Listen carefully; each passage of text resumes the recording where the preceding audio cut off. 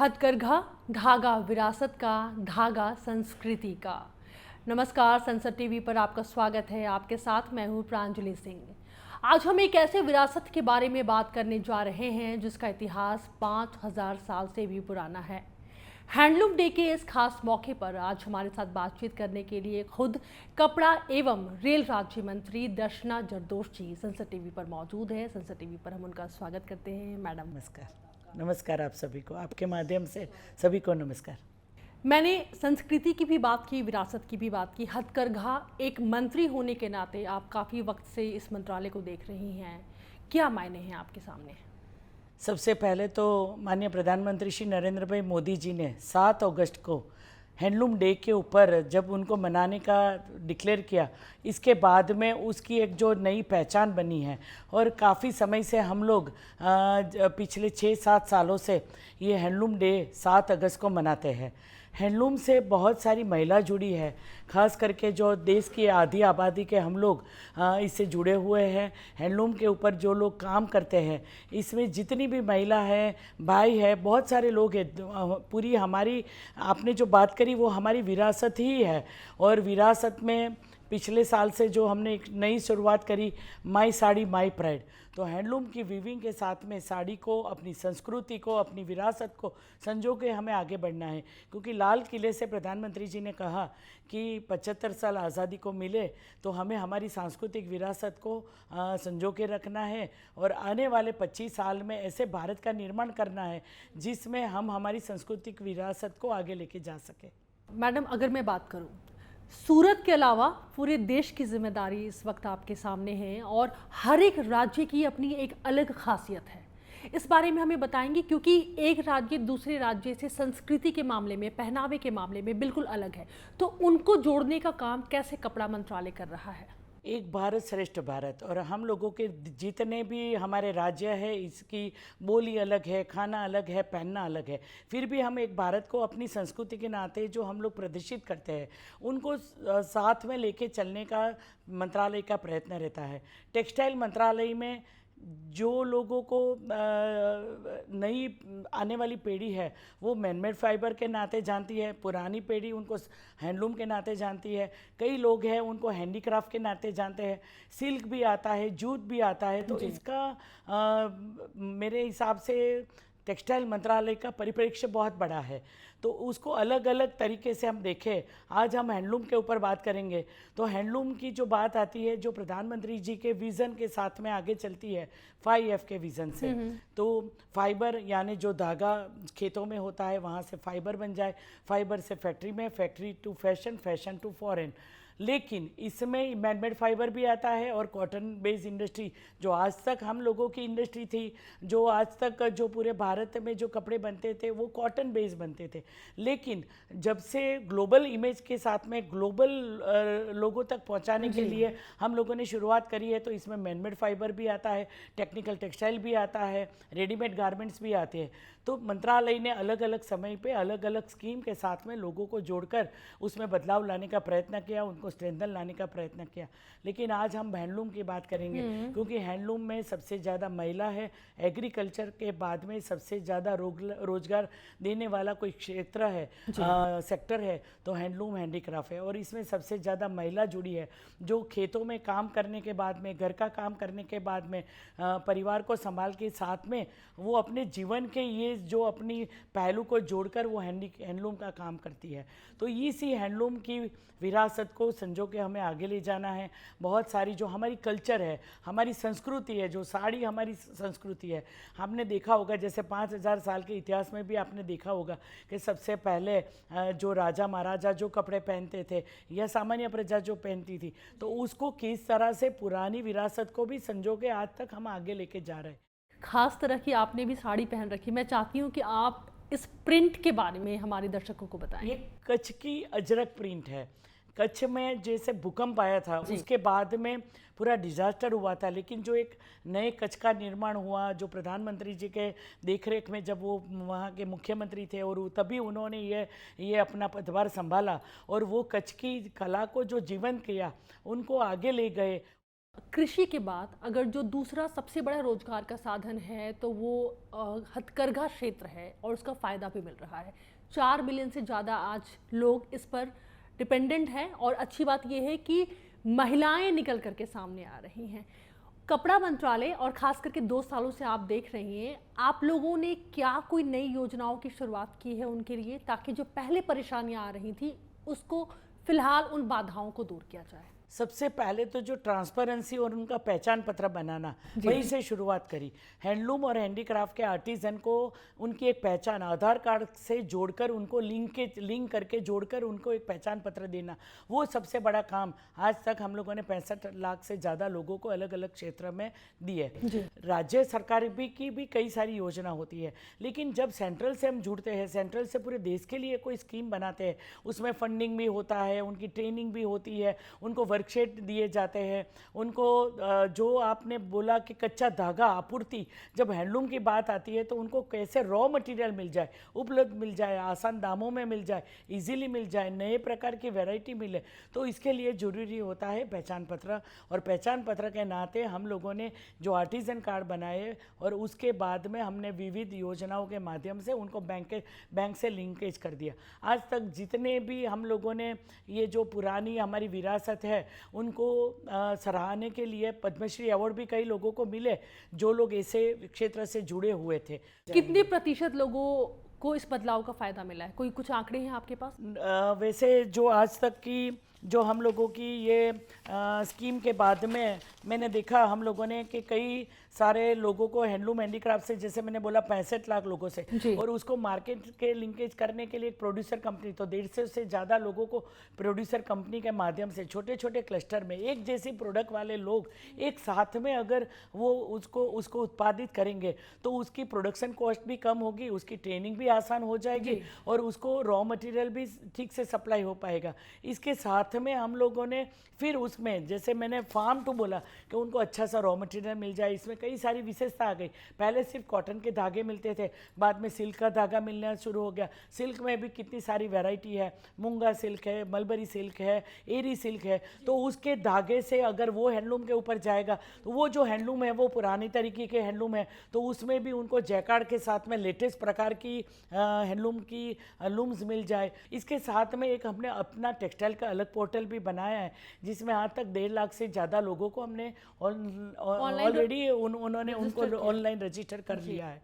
लेकिन कई बार ऐसा होता है कि अपने डिज़ाइन, अपनी यूनिकनेस के कारण अभी वेबसाइट खुद भी लोग बनाते हैं। कई लोग पर्सनल, हम बड़े बड़े प्लेयर्स को ऐसे बोलते हैं, कई बार ऐसा होता है कि कई बड़ी कंपनियां बहुत बड़ा काम करती है, लेकिन उसके साथ में अगर वो छोटे आर्टिजन को भी साथ में लेके चले तो उसकी कला की भी कदर तो हो जाए, उनकी कोई कॉपी न कर लिए, उनके लिए उनको जीआई टैग मिला हुआ है। जीआई टैग का मतलब है कि अगर आपके यहाँ वो मार्का से, जैसे सिल्क मार्क लगाया हुआ है, तो ये प्रोडक्ट के ऊपर सिल्क मार्क लग जाए तो ये ऑथेंटिसिटी हो जाती है कि ये सिल्क प्रॉपर सिल्क है, तो आपके हाथ में जो ये चीज़ आएगी वो सिल्क की ही आएगी। ऐसे कई चीज़ों के आप कहीं ठगे नहीं जाओगे। हाँ जी। और जब बायलैटरल रिलेशन होगा, जब आप वो चीज़ विदेश में विदेश के कोई बायर्स आएंगे तो उनको भी ये विश्वास रहेगा कि ये जीआई टैग वाली चीज अप्रूव्ड है। तो इसके कारण जीआई टैग आज तक से आज 6 प्रोडक्ट से ज़्यादा जीआई टैग का लोगो यूज़ करना शुरू कर लिया है उन लोगों ने, और बाकी 150 चीज़ ऐसी है कि जिनको जीआई टैग मिल चुका है। वो अगर अपने आने वाले समय में हैंडलूम की चीज़ में उसका यूज़ करेंगे तो उसकी ऑथेंटिसिटी, उसकी मेहनत, उसका क्यूआर कोड, उसका मार्केटिंग, ये सब आसान हो जाएगा। जो अलग अलग राज्यों की जो संस्कृति होती है, जो पहनावा होता है, हम जब उसे लेने के लिए जाते हैं तो लोगों की ये शिकायत होती है कि चूँकि वो उस राज्य से बहुत दूर से यहाँ मान लीजिए दिल्ली तक पहुँचा है या फिर उत्तर प्रदेश तक पहुँचा है, तो उसका जो प्राइस है, उसका दाम बहुत ज़्यादा उनको मिलता है। तो क्या इसके लिए भी आप लोगों ने कोई तरकीब निकाली है कि बहुत ज़्यादा ग्राहक को पैसा न देना पड़े और इस वजह से भी लोग खरीदारी जो है वो नहीं करते हैं? जैसे हैंडलूम की चीज़ में जो मेहनत होती है उनके साथ में, जैसे ये कॉटन जामदानी साड़ी हम लोगों ने जो बनाते हैं यहाँ से, आपने देखा होगा कटवर की कोटा दोरिया साड़ी जो कोटा से आती है, जो दोरिया साड़ी, उसको भी जीआई टैग मिला हुआ है। तो उसको यूज़ करने के साथ में जब वो खरीदेंगे, जो पोचमपल्ली खादी जो हैंडलूम का जो आपका क्लस्टर है वो खादी के साथ भी जुड़ा है। खादी में भी अगर हैंडलूम की वीविंग होती है, सिल्क की वीविंग होती है, सिल्क के कई सारे प्रकार है। बिहार में से जैसे भागलपुरी सिल्क आ गई, उत्तर प्रदेश में बनारसी साड़ी बन गई। तो ऐसे जहाँ जहाँ जो प्रदेश की साड़ियाँ हैं, इसमें बिचौलियों के बगैर वो लोग डायरेक्ट मार्केट लिंकेज कर सके। इसमें 2 टायर सिटी में एग्जीबिशन लगते हैं, ग्राम शिल्प में लगते हैं, फिर उनको आगे जाके उनको बड़े शहर में लेके जाते हैं। मैम, हम बात कर रहे हैं 5F की। आपने भी बताया कि प्रधानमंत्री का ये विज़न और 2014 के पहले से उन्होंने 5F का फॉर्मूला रखा था, फार्म टू फॉरेन। मुझे ऐसा लगता है कि फैशन और फॉरेन में थोड़ा हमें चुनौतियों का सामना करना पड़ रहा है, क्योंकि जो पावर लूम है उसका इतना दबदबा बाज़ार पर बन चुका है कि हैंडलूम से एक बहुत बड़ा कंपटीशन है। जब तक चीज़ें फैशन में नहीं आएंगी, खास करके जो युवा हैं उनको आप कैसे अपनी तरफ खींचेंगी? नहीं, अब पुरानी चीज़ों की लोगों को ये परखना शुरू हो गया है। आपने जैसे बताया कि मैनमेड फाइबर तो पूरे देश में नहीं, पूरे विश्व में लोग मैनमेड फाइबर यूज़ करते हैं 75%, और हमारा टेक्स 25% है। तो टेक्निकल टेक्सटाइल जो है इसके साथ में जुड़ा गया, मैनमेड फाइबर जुड़ा गया, सस्टेनेबिलिटी की बात आती है, रिसाइकलिंग की बात आती है। तो इसमें हमें नई टेक्निक के साथ में आगे तो बढ़ना ही पड़ेगा। तो मैनमेड फाइबर का अलग एक फील्ड है, हैंडलूम का अलग है, सिल्क का अलग है, अपनी अपनी पहचान है। और इसके साथ में हमने कई राज्यों के साथ में उसको किस तरह से बढ़ावा मिले, सभी राज्यों के मुख्यमंत्री हो, सभी राज्यों के राज्यपाल हो, जो अपनी अपनी चीज़ों को प्रदर्शित करें। जैसे मध्य प्रदेश आप जाएंगे तो खुद शिवराज सिंह जी खुद इसमें जो दुपट्टा ऑनर करते हैं, वो माहेश्वरी साड़ी जो उनकी वहाँ पहचान है उसको वो करते हैं। जैसे हमारे गुजरात के मुख्यमंत्री किसी को ऑनर करेंगे तो ये पटन के पटोला से बना हुआ रुमाल वो गिफ्ट करेंगे। तो आसाम ने भी ये शुरुआत कर ली है। हाँ जी, तो आसाम में जो साड़ी है बनती है, आसामी जो प्रिंट्स होती है, तो पहले ऐसा होता था कि मार्केट में या तो लोग जो बनाते वो खुद के लिए बनाते थे, मार्केट डिमांड क्या है वो नहीं बनाते थे। अब हम लोगों ने मार्केट से कि ग्लोबल डिमांड क्या है, जैसे गमछा आता है, आसामी गमछा होता है, वो छोटे होते हैं, थोड़े लंबे हो जाए, उसका चौड़ाई बढ़ जाए, उसकी डिज़ाइन अच्छी हो जाए तो वो और क्षेत्र में भी चले जाए। हमारे दर्शक आपसे ज़रूर जानना चाहेंगे कि निर्यात में आज हम कहाँ हैं हैंडलूम के क्षेत्र में? जैसे आप जानती है कि पहले टेक्सटाइल मंत्रालय के साथ में अभी कॉमर्स इंडस्ट्री भी जुड़ी हुई है, पीयूष जी के अंडर में ही आते हैं। तो कॉमर्स के आंकड़े भी हमें पता है कि कॉमर्स में जितना एक्सपोर्ट का टारगेट हम लोगों ने रखा था, इसमें टेक्सटाइल का जितना सेक्टर था उसका रोल 25% से ज़्यादा है, और हैंडलूम हैंडीक्राफ्ट का तो 20% से ज़्यादा उसका निर्यात होने लगा।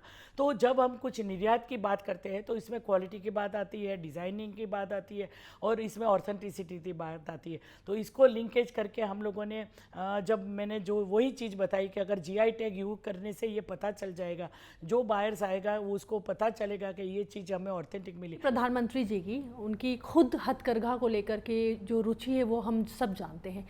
आप उनके पास जब जाती हैं तो अपने प्रपोजल लेकर के, या फिर जब उनसे कुछ अगर गाइडेंस लेना होता है, तो आप उनको व्यक्तिगत तौर पर कैसा महसूस करती हैं उनकी बातों को सुन करके, कि कितनी रुचि वो दिखाते हैं आपकी बातों? उनको सुनने में बहुत, जैसे एक बार मेरा अनुभव यही रहा कि मेरा 1 साल ख़त्म हुआ और मैं बोडोलैंड और पूरे देश का दौरा करके आई थी, तो मैं एक छोटा सा बोडोलैंड में ईसाई गाँव की लड़कियों ने बनाया हुआ एक दुपट्टा लेके गई थी, जो तिरंगे जैसा उनका वाइट और एकदम कॉटन और ऑरेंज और ग्रीन कलर का दुपट्टा जब मैंने बोला कि ये लड़कियों ने खुद बनाया और उनको मैंने जेम पोर्टल पे डाल दिया है, तो उसकी कीमत ज़्यादा नहीं, 160 रुपीज़ थी। लेकिन जब उन्होंने 3-4 बार पहना तब मुझे लगा कि वो लड़कियों को तो लगा ही होगा कि मेरा दुपट्टा प्रधानमंत्री जी ने इतना ऑनर कर लिया है।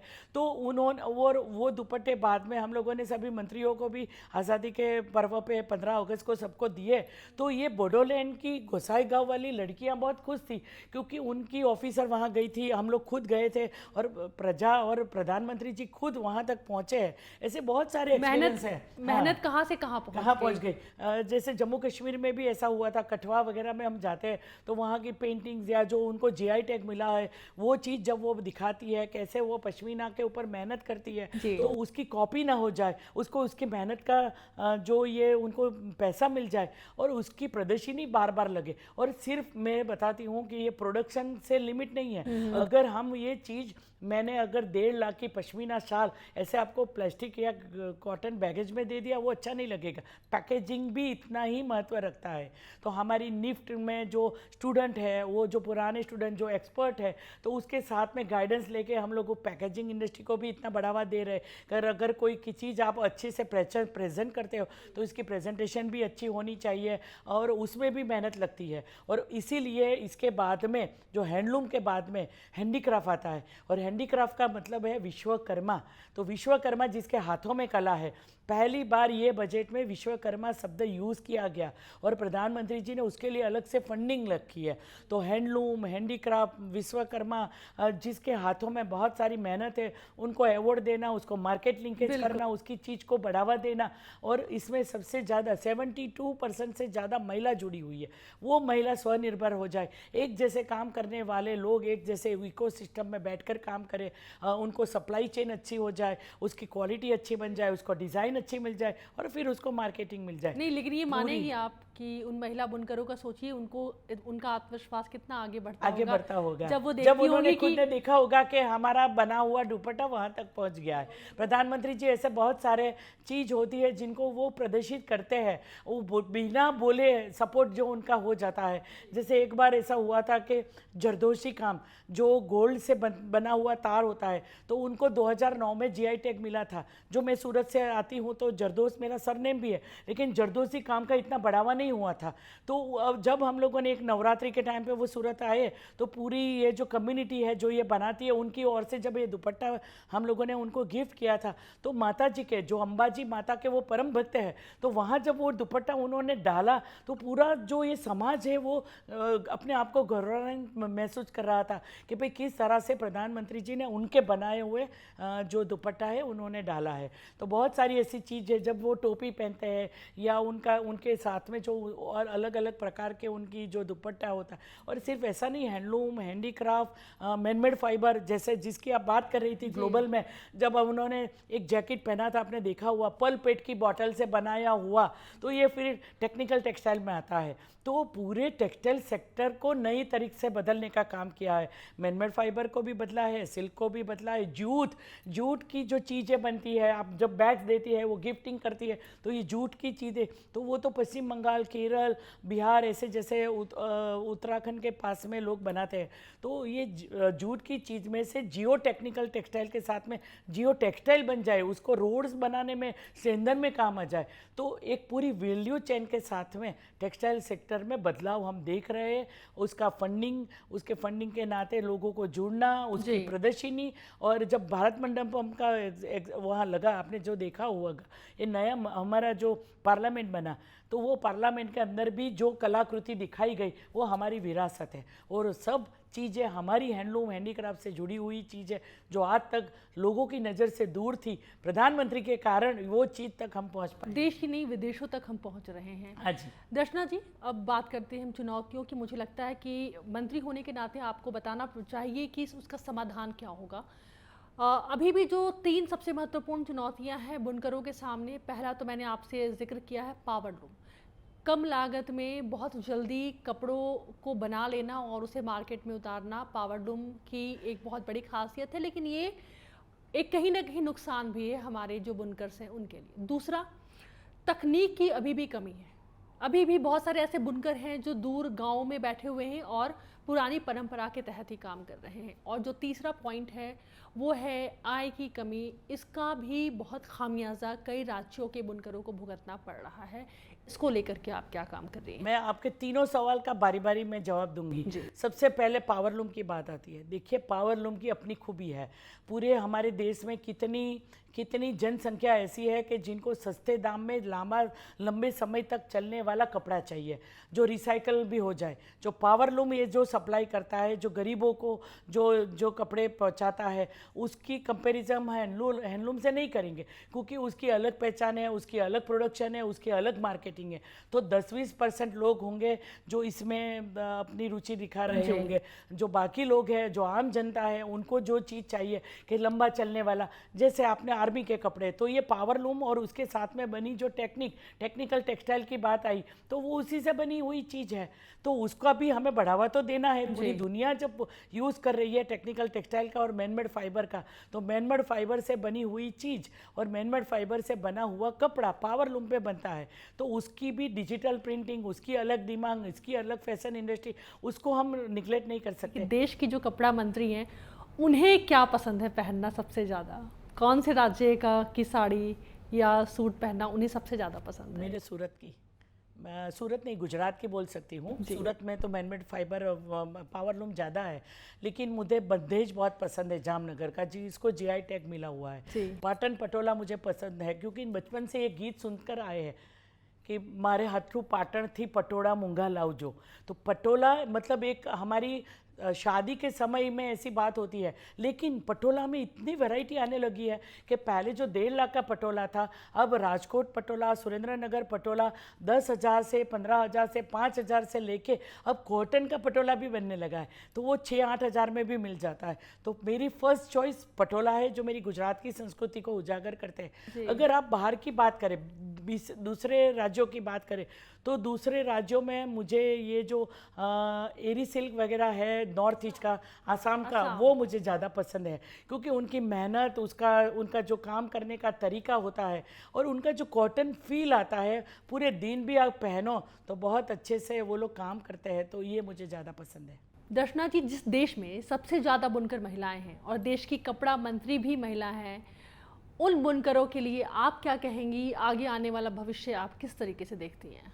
आपकी कला बहुत अच्छी है, बहुत आपके पास में भगवान का आशीर्वाद है कि आपको ये विशेष जो अपनी संस्कृति है उसको संजो के आगे ले जाने का मौका मिला है। तो हम लोग भी सिर्फ हैंडलूम डे के दिन नहीं, लेकिन पूरे समय अपने आसपास वाली इतनी महिला जो मेहनत करती है, घर पे बैठकर काम करती है, सिलाई बुनाई का काम करती है, अपनी कला प्रदर्शित करती है, अपना जी जान लगा देती है, उनको कभी ना कभी उनको सपोर्ट कीजिए, उनसे जुड़ लीजिए। और साड़ी जो अपनी सांस्कृतिक विरासत है, उनको भी लेकर हमें आगे चलना है। रचना जी, बहुत बहुत शुक्रिया हमसे बातचीत करने के लिए। हैंडलूम आज हमारे लिए एक प्राइड बन चुका है। स्वदेशी और आत्मनिर्भरता का हमने नारा दिया था, और आज देखिए सुनकर कितना अच्छा लगता है कि विश्व में 95% जो हैंडलूम है उसका विस्तार हो चुका है, और भारत के लिए ये आंकड़ा किसी गौरव से कम नहीं है। आज के लिए इतना ही। आगे भी आप सब देखते रहे संसद टीवी। नमस्कार।